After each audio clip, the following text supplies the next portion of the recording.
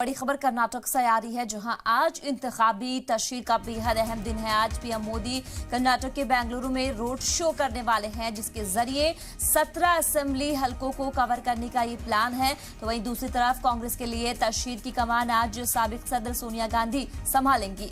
कर्नाटक तशरीह में पहली बार सोनिया गांधी मैदान में उतरेंगी और हुबली में रैली करेंगी। सोनिया गांधी बीजेपी छोड़ कांग्रेस में शामिल हुए जगदीश शेट्टार के लिए तशरीह करेंगी, जबकि आज राहुल गांधी भी रियासत में कई रैलियों को खिताब करने वाले हैं। तफसील से बातचीत के लिए हमारे नुमाइंदे जयपाल हमारे साथ जुड़ चुके हैं।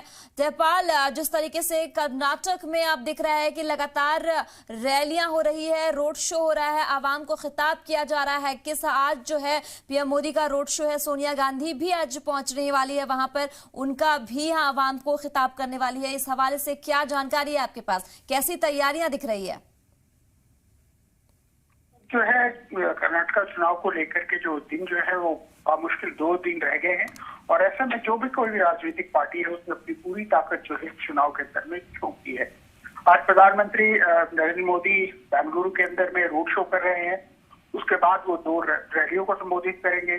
जबकि इसके अलावा जितने भी बड़े नेता हैं, खास करके अगर हम कांग्रेस की बात करें तो राहुल गांधी आज 2 रैलियों को संबोधित करेंगे। और सबसे बड़ी बात यह है, श्रीमती सोनिया गांधी पहली बार कर्नाटक चुनाव में आ रही है और वो हुबली में एक रैली को संबोधित करेंगे, जहां पर उनके साथ राहुल गांधी भी होंगे।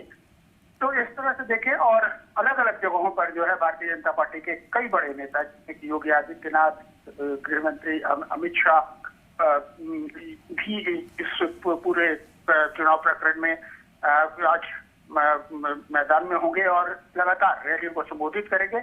इस वक्त चुनावी राजनीति जो है वो पूरी अपनी ऊंचाई पर पहुंच चुकी है, क्योंकि अब जो है प्रचार करने के लिए दिन जो है वो 8 तारीख शाम 5 बजे तक है। इसलिए कोई भी राजनीतिक पार्टी किसी भी तरह की कोई कसर नहीं छोड़ना चाहती। लगातार रैलियों का दौर जारी है, रोड शो का दौर जारी है, और कोशिश ये है दोनों ही, खास करके अगर हम बात करें भारतीय जनता पार्टी और कांग्रेस की, किस तरह से कर्नाटक चुनाव के अंदर में ज्यादा से ज्यादा सीटें हासिल कर पाए, क्योंकि दोनों ही पार्टियां इस बात का दावा कर रही हैं तो पूर्ण बहुमत से कर्नाटक में सरकार बनाने की स्थिति में।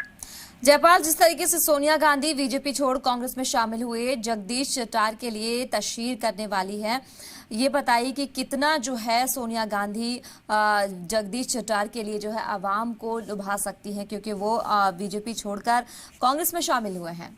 किस तरीके से वादे के साथ वो लुभा पाएंगी कर्नाटक की आवाम को? जी देखिए, अगर हुबली के हम जिस सीट पे जगदीश शेट्टार खड़े हुए यानी हुबली सेंट्रल, उसकी अगर हम बात करें तो 1994 से ये सीट लगातार जो है का प्रतिनिधित्व जगदीश शेट्टार खुद करते रहे, लगातार भाजपा के टिकट पे जीतते रहे। तो एक तरह से अगर देखा जाए तो ये सीट जो है वो भारतीय जनता पार्टी के लिए एक गढ़ है, एक बहुत बड़ा किला है। हालांकि उसके सेनापति पहले जगदीश शेट्टार हुआ करते थे, इस बार जगदीश शेट्टार वो कांग्रेस की तरफ से चुनाव में उतरे हैं, और उनको भरोसा है कि इतने दिनों से उनकी जनता ने चुना है, तो इस बार भी उनको उनका समर्थन मिलेगा। लेकिन जैसा मैंने बताया कि वो भारतीय जनता पार्टी का एक बहुत बड़ा गढ़ है। ऐसे में हमने पहले देखा कि किस तरह से उस सीट के ऊपर में खास करके अमित शाह, BS येदियुरप्पा, तमाम बड़े नेता जो कांग्रेस में जो भारतीय जनता पार्टी के उतरे, और उनके लिए वो एक हम कह सकते हैं कि प्रतिष्ठा का प्रश्न है। तो ऐसे में अगर सोनिया गांधी वहां आती है तो जाहिर तौर पे जिस तरह से भारतीय जनता पार्टी ने उसके लिए प्रचार किया, उसके एवज में सोनिया गांधी का वहां आना वाकई बहुत बड़ी बात है। हमें देखना होगा कि जब सोनिया गांधी जी की रैली वहां होती है और उसके बाद जब चुनाव होते हैं तो जगदीश शेट्टार को कितना समर्थन मिलता है। फिलहाल मैं इतना कह सकता हूँ कि हुबली सेंट्रल की सीट की जो लड़ाई है वो बहुत कांटे की लड़ाई है। बिल्कुल, आपने सही कहा कि जो हुगली की लड़ाई है वो काफी जो है कांटे की टक्कर वाली जो है लड़ाई वो दिखती हुई नजर आ रही है।